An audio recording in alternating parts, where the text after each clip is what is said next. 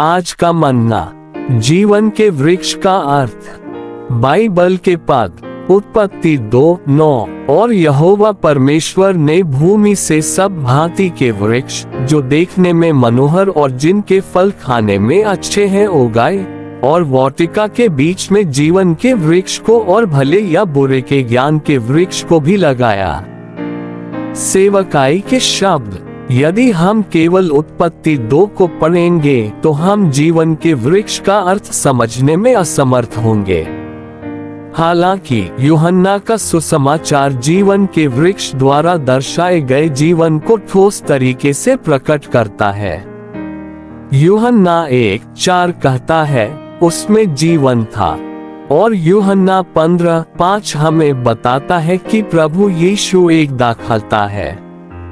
यदि हम इन दो पदों को एक साथ रखें तो हम महसूस करेंगे कि मसीह जीवन का वृक्ष है।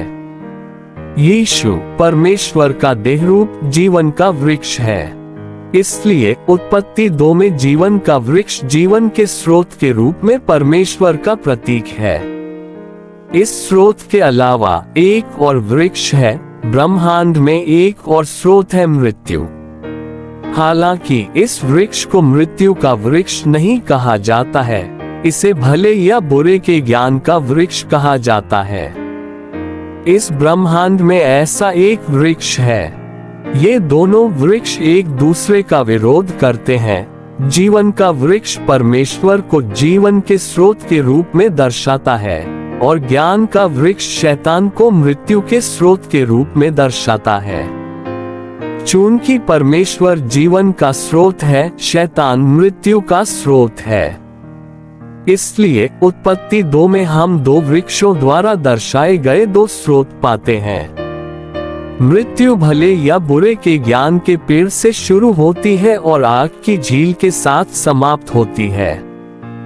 जीवन जीवन के वृक्ष से शुरू होता है और नए यरूशलेम में समाप्त होता है। हमारे बचाए जाने से पहले हम मृत्यु की रेखा पर थे। हमारे बचाए जाने के बाद हमें जीवन की रेखा पर रखा गया। आमीन। कल जारी रहेगा।